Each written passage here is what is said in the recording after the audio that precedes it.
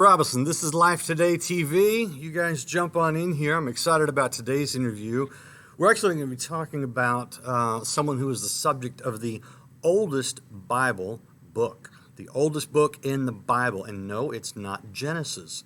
It is not chronological. The oldest book in the Bible is actually Job.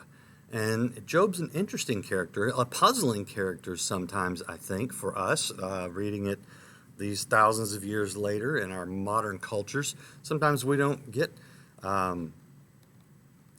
quite understand, Job, what was going on there, what God was doing, the conversations. So we're going to shed a little light on that and see how that applies today. And I've got with me live on Skype Dr. Michael Brown. And if you read the stream at stream.org, you know who Michael Brown is. Or if you listen to The Line of Fire, a daily talk show, or read any of his dozens of books, then you'll be familiar with him. If not, well, this is a special treat for you because you get to hear some insight from someone that I've gotten the privilege of interviewing many times. And I got to tell you, it's always a great discussion when I talk to Michael Brown. So, Dr. Brown, how are you doing today? Great to have you. Doing great. And Randy, you always ask me good questions, too. Good probing questions, so I love it. I'm glad you enjoy it because I've been told sometimes by my dad, stop interrogating our guests. So I like to ask the questions that are a little tougher. I mean, Anyway, well, this gives me a great platform because you've got a book called Job, The Faith to Challenge God. And right there off the bat, you raise some interesting things just in the subtitle, The Faith to Challenge God. Are we really supposed to challenge God? Yeah, so this is one of the great contributions of Job to our spirituality and to the Bible. It says about Job in the first chapter, God says there's no man like him on the earth. And as I was doing this commentary with extended reflections and essays dealing with real, gritty life and death issues, I realized just like there's no man on the earth like Job, there's no book on the earth like the book of Job. So here's some of the paradox in Job, and I'll explain this subtitle. On the one hand, Job wrongly judged God. Job accused God of all kinds of evil and injustice. Just as Job's friends wrongly judged him, they thought, if you're suffering like this, you must be some kind of wicked sinner. So they wrongly judged him because Job knew he wasn't living a sinful, wicked life. Then he wrongly judged God and thought, well, God, you must be evil. You must be corrupt. And of course, God rebukes him for that. And at the end of the book, he repents and humbles himself. But on the flip side, Job had enough faith to challenge God, meaning he knew that there must be goodness in God. He knew that there must be justice in God's universe. So he appealed to God to act in accordance with his character. In other words, the God I've always worshiped and believed in is not this monster that just smites and destroys. So on the one hand, he spoke wrongly, he spoke arrogantly, he spoke in ways that we ought not to, and God rebukes him. On the other hand, at the end of the book of Job, and he said, you spoke what was right about me. The friends he rebukes, friends, you didn't speak rightly about me. You had your nice little orthodox theological categories, and thereby you misrepresented me. This is what God's saying. But Job, because you knew that there had to be justice in my universe, because you knew that ultimately goodness had to prevail, you did the right thing by appealing to me. So in a sense, Job runs from God to God. And that's why we speak of the faith to challenge God. Okay, so you mentioned justice right there when you're talking about that. And when we look at Job, I think a lot of times we read that and go, it really wasn't just. Why did his family have to pay just to test him? That doesn't seem just in our human thinking.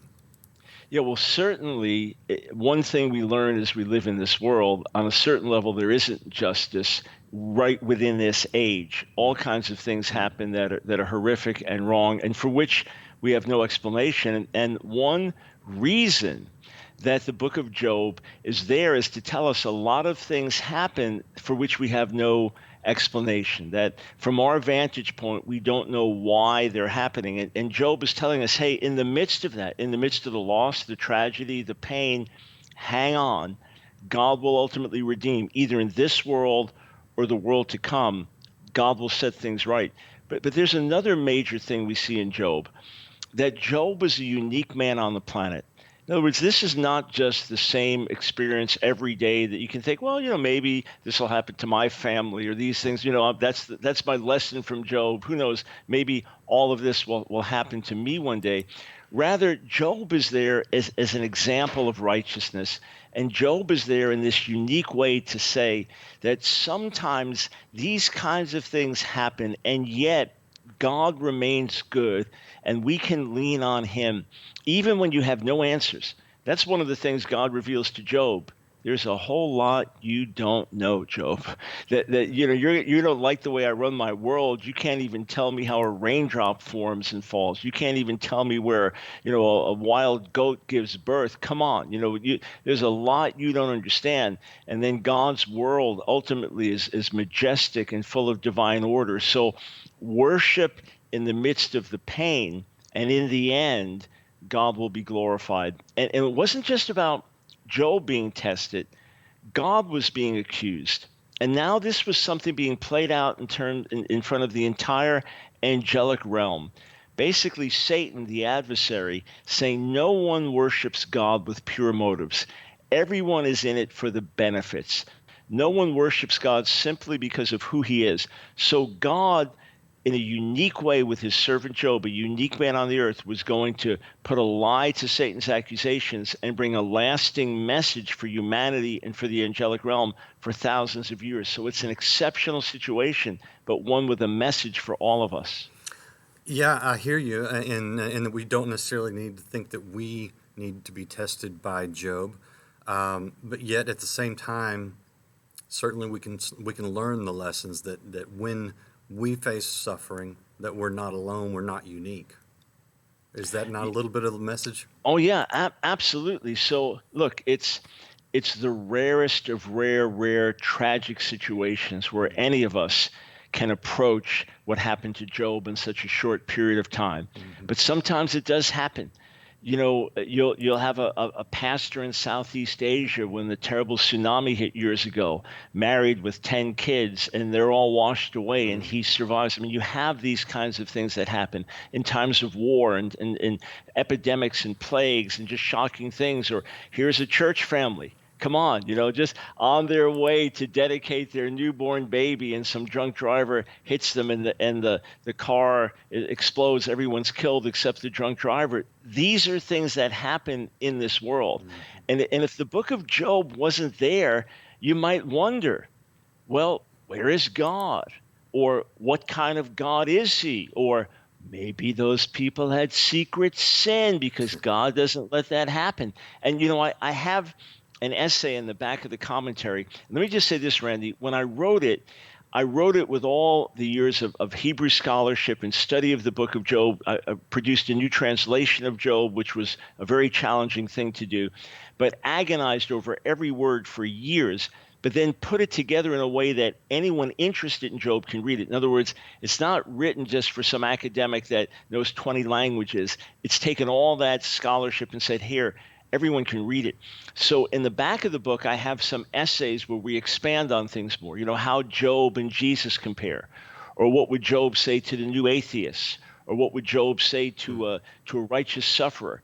But I have an essay that I think you would find very meaningful. It's called "The Danger of Holding to a Too Rigid Orthodoxy," where we get so fixed in our theological paradigms that, well, the righteous are blessed and the wicked are cursed, and that's just the way it is. And when something doesn't fit rightly, then we have to now change our view of that person. Okay, Job, we always thought you were a righteous man, but if you're suffering like that, that messes with my theology. Mm-hmm. I mean, maybe something like that could happen to me. So the alternative then is to say, well, Job, you must be wicked. You must be bad. So we put up these walls to kind of protect ourselves and insulate ourselves from real life. And we end up so rigid that we no longer have the heart of God. Mm-hmm. And instead of rightly representing him, we're just clinging to this orthodoxy to keep ourselves ourselves safe from trouble and question, and that's not the real world. The book of Job even says, hey, sometimes you may vent. Mm. It's not the best thing to do, but God understands it. And he would rather that you're honest and pour your heart out to him than that you just go along spouting theological sayings that you don't even believe. Better to say, I'm hurting. I don't even know if God exists right now. Say, okay, thanks for getting it out. Yeah. Now we can talk and help you. Sometimes we're so afraid of someone saying one wrong word or raising one question. Is our faith that insecure? Is it that fragile that we can't allow someone to pour their heart out in pain and say, boy, I don't have any answers, but I'm going to trust God with you. We're going to get through this. Yeah, I've had this conversation with my more charismatic friends. By the way, we're talking with Dr. Michael Brown, in case you just jumped in, about his book called Job, The Faith to Challenge God. And, I want to come back to the translation and commentary bit that you did. But on this idea of questioning God, questioning our faith because bad things happen, I have run into this. I've had long conversations with more charismatic friends of mine who focus on the blessings of God, and they're there. I don't deny them. But then when they hit that tragedy, it's like you say, they go, oh, they must have had some hidden sin, or they didn't have enough faith. They didn't activate their faith, or something like that. And I ran into this a little over a year ago when I was in an accident, and I've got 6 titanium plates in my face right now because of that. I'm still partially numb, and my brother-in-law said, "Man, don't think that God's out to get you. Bad things just happen sometimes." Have we gotten a little off, you think, in our Western affluent culture sometimes, to where we measure our faith almost by the absence of pain? Yeah, it's a very important observation, Randy. Look, first, we don't suffer a lot of persecution in America for the gospel, and that's promised. We're not promised sickness or disease, but we are promised persecution for the faith. And around the world, our brothers and sisters pay an awful price just for following Jesus. And we don't relate to that at all. We don't have anything in common with that for the most part. So suffering on a certain level is not part of our lives the way it's part of the lives of other believers in other parts of the world. So some of the theology we've developed, you can only develop in a country like America or a similar one, because it doesn't work in other places. But now let's put persecution for the faith. That's one thing. Let's just put general suffering, pain, sickness, disease. Obviously, there are many promises about healing. My doctoral dissertation was on the Hebrew word for healing. We've all prayed for the sick and seen God move, and we glory in testimonies of miraculous healing and things like that. And I could make a very strong case based on Scripture that when I pray for a sick person, for a sick believer, I don't pray, Lord, if it be your will to heal. I ask God to heal, just believing that's an expression of his goodness and kindness and love. And at the same time, every one of us, if we've lived long enough, we've buried people close to us that we prayed for months and sometimes for years. Yeah. And sometimes they were the godliest people that we knew. And yet they left us as teenagers, or as the case of your sister, mom. I never had the pleasure of knowing her, but the way your dad speaks of her and her godliness, and she'd be the last one you think this happens to. Well, things happen in this world that we don't have ready explanations for. It's just part of being in a fallen world. And again, I can hold to healing and pray for the sick while still understanding in this world there is pain. Look, ultimately, every healing and miracle is just a temporary solution until we are resurrected in our physically resurrected bodies to be with the Lord forever. We're all going to die. We're all going to get old. There are going to be aches and pains. That's the reality in this world. And what Job is telling us, again, don't do what the friends did and point a finger at the person, well, you must be doing something wrong. Or that very unhelpful one, you just need more faith. Yeah. If there's more faith needed, let me put it on me, the one praying, not the person suffering, Right. And normally that's the worst thing you could do. It just stresses the person out and makes them try to perform. But don't do that to the person. But then don't change your view of God. Look, when you're married for decades and something surprising and unusual happens, your spouse isn't at the place you expect them to be at the expected time. Your first thing is, did something happen to them? You don't think, oh, well, they just changed their mind, or oh, they just decided to leave the country. No, because you know them. You've had a relationship with them for decades. So when something happens that seems to be contrary to your understanding of the nature of God, contrary to who he is, first, be honest with him. That doesn't mess him up. The book of Job is telling us that. Be honest with him. And then recognize the same God that sent his son to die on the cross, that same God is your heavenly Father. If he wanted to do us harm, he would have done us harm.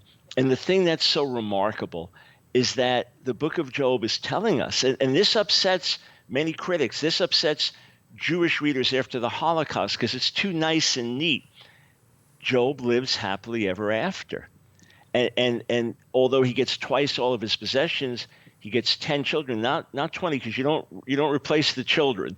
He gets 10 children with a hint of 10 in the world to come. It's God saying ultimately, in this world or in the world to come, the most amazing dreams you have of who God is and how good he is, they will be realized and more forever and ever and ever. So if your rough patch is 10 years of chronic pain, if your rough patch is 4 straight miscarriages, if your rough patch is financial bankruptcy when you were raising up a godly business, if your rough patch is being forsaken by friends and going through depression, God will ultimately manifest his goodness. And Job is shouting that to each of us. I know you've got someone online right now who's watching, who's a regular, and she suffers chronic pain. So you're speaking directly to some people that need to hear this and will be encouraged by this.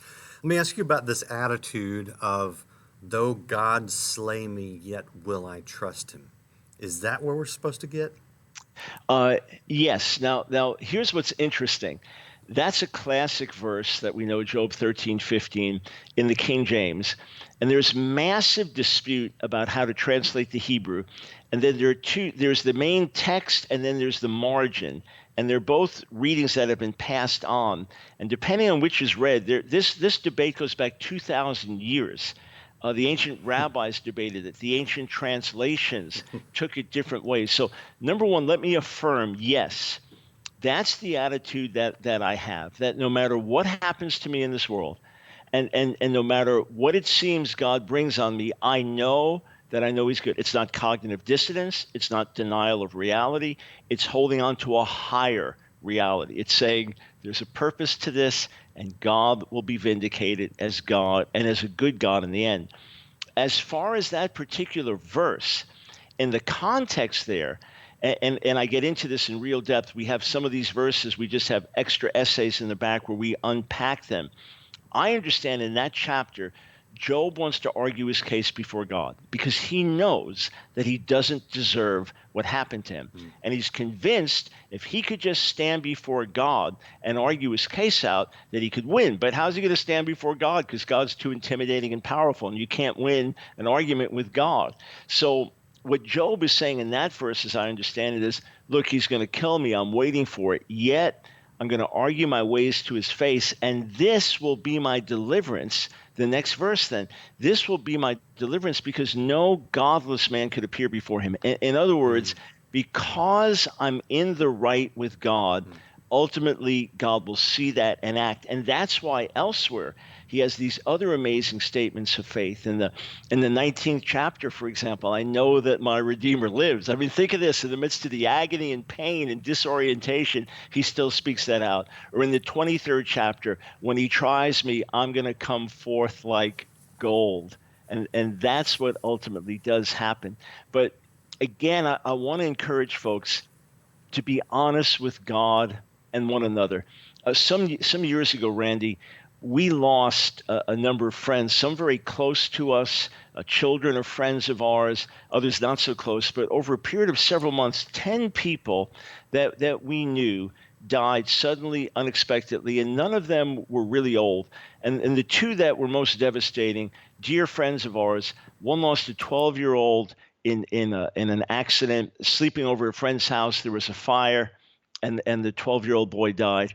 And then other friends, super close, their 13-year-old boy died in a complete freak accident on the water. I mean, an absolute freak accident.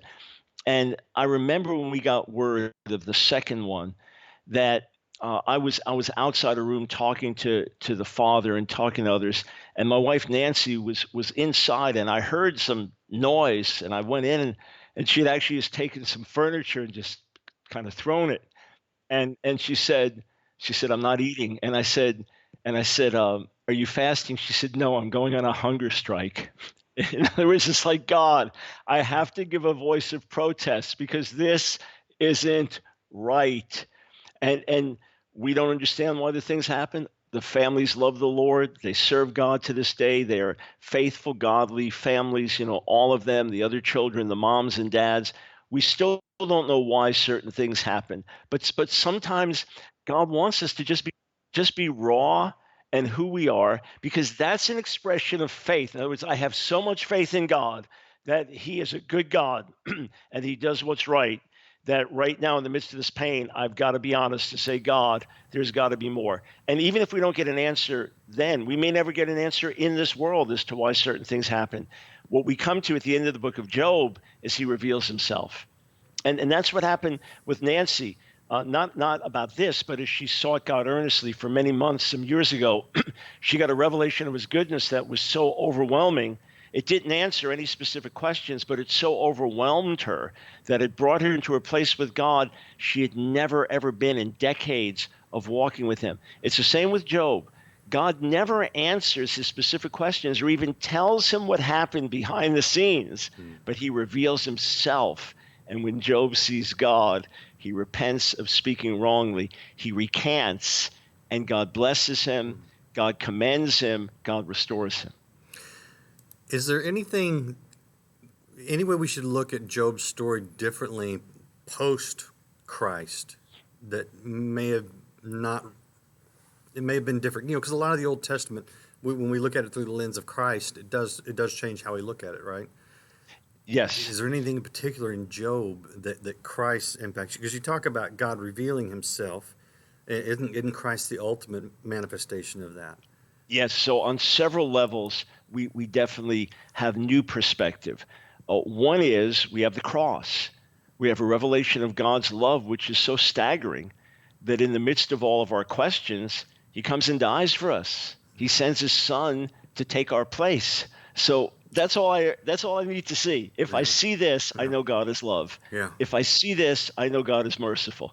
So no matter what's happening to my body, to my mind, to my family, to my circumstances, to whatever's around me, as long as I see that, then I have a revelation of God's goodness beyond anything Job could have known. Job hoped and looked forward, but could he have even imagined a manifestation of love that great? No, none of us could. So that's one thing. A second thing is, although still inexplicable things happen in the lives of believers today, we don't want to think of ourselves as sitting ducks in that we have an authority over Satan and a revelation of Satan greater than the Old Testament saints did. So again, it doesn't mean I can just command the storm to stop and command the traffic to go away and rebuke every pain. But it does mean that we have a different authority. We understand the work of Satan better, and we have authority over him. And then ultimately, we realize that although Job stands out uniquely out of everyone that lived on the planet, Job didn't die for Jesus. Jesus died for Job. So there's still a sense that the Redeemer that Job was looking for is someone outside of himself. So together with our fellow brother Job, who despite his righteousness remains a fallen human being, we put our trust in the one who's perfect. Yeah.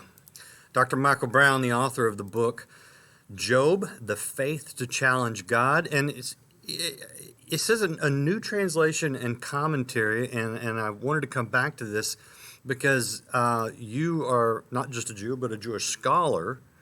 How did that inform how you looked at Job? Well, for me, it was a matter of obviously reading it based on my own life and experience with the Lord, fascinated with the book of Job for like the last 47, 48 years. So that plays into it. But Jewish scholars often treat the text different than Christian scholars. Look, even within varied Christian traditions, if you read a Protestant exposition, a 21st century evangelical exposition versus a 4th century, Eastern Church Father exposition, you're going to get different streams like that. So Jewish scholars often read the text differently than Christian scholars. So when I did a commentary, just like my Jeremiah commentary, I brought in all the Jewish scholarship I could. So very few Christians are exposed to these voices as well. But because of the uniqueness of Jewish history, because of the uniqueness of Jewish suffering, Jews will come at this a certain way. And of course, there's not going to be the revelation of the cross that we have, so there'll be other things missing. But for example, the subtitle, The Faith to Challenge God, I have an essay in the back of the book about challenging God as an act of faith.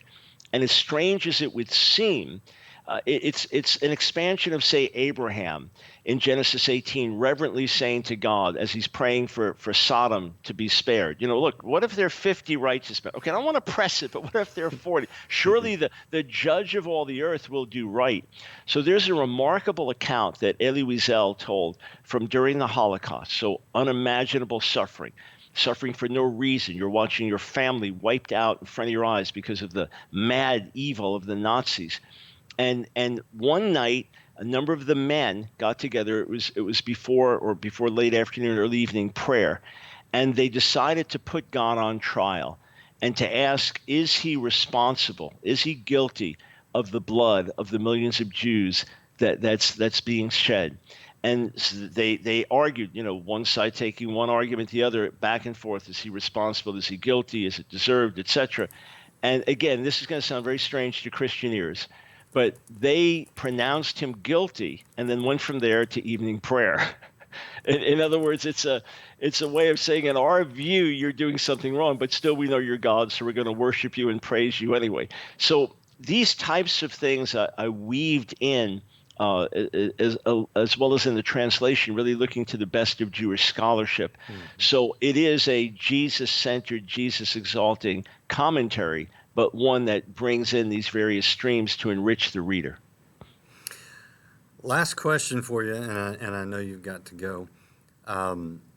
There's a woman who I referenced, her name is Judy, she's watching right now, and she says that when she suffers chronic pain, she says when the pain comes, it comes in waves in the middle of the night, and I think I can't bear it. I can't believe the pain Jesus had on the cross. What really does she need to hear? Not just from Job, but from the suffering of Christ and how it relates. Because it's easy for us to talk about when we feel good, but right now she's feeling the pain. Yeah, and let me first say I can speak to this primarily theoretically. In other words, whatever pain I've had or the most severe pain has been fleeting, and whatever I've had that was chronic pain was minor. So I don't mean to address this lightly because I honestly can't imagine what it's like. I've sat with people with chronic pain conditions as they've described it, and I try to internalize it, but obviously you understand, my sister, things in a way beyond what I can. First, don't condemn yourself if you have negative thoughts in the midst of it. Don't condemn yourself if your mind is saying things or your mouth may say things that are irreverent or incorrect. God understands. The last thing that he's expecting for you is to put on some spiritual performance. That's the first thing. The second thing is, to whatever extent you can run towards him, just keep doing it. God, I can't take this. God, this is beyond me. God, but recognizing that he's not the one smiting you or hurting you. In fact, in the book of Job, even though God is ultimately behind what happens, God won't do those things to his servant Job. It's Satan, the evil one, that has to. So the pain is not a reflection of the heart and character of God. And then let's believe in the midst of it that God will deliver. Don't lose hope in deliverance. Yes, it's gone on for periods of time, and it seems like there's no end in sight. But Job is also telling, one way or another, there will be an end to the suffering. And Randy, if it's okay, I just want to pray for a sister and for others in like situation. Yeah. Yep. I pray that the God of the book of Job, Lord, I pray that you will manifest yourself in the lives of these people, that you will give them hope in the midst of the pain, that you will bring out your redemptive purpose, that they will come through this knowing you better than they ever did and able to minister to others in need. Demonstrate your goodness, I pray, Father, in Jesus' name. Dr. Brown, I can't thank you enough. I hope you know you have an open invitation to always come back and talk about whatever you want to talk about. We'll do it, man. And so I Thank appreciate you. you. Do check out Dr. Brown's book. It is, oh, that's not it. It's called Job, the Faith to Challenge God, and it's out. It's available right now. You can go get that. And I was showing you the stream. That's at stream.org because, well, right there, you can see the lead article right now is a Michael Brown article. And so you can benefit from his insight and his wisdom every day on stream.org and as well as with his many books. What's your website, Dr. Brown, for everything that you do? Yeah, askdrbrown.org, askdrbrown.org. Yeah, you guys check that out, and I hope this has been good. I'm getting some good feedback on the chat right now, so I know it's very much appreciated. Dr. Brown, thank you so much. I'm going to let you guys go with just a reminder that we are in our Water for Life outreach, and I got a book that I would like to send you guys if you will support the outreach. So thank you for joining us today on Life Today Live. We'll see you again tomorrow. I have got some really, really great interviews lined up in the next few weeks, so keep coming back. Share this. Subscribe if you aren't already subscribing. Follow if you're not already following. And do, if you can, support this beautiful outreach to help save lives through our clean drinking water program. That's not it. This is it.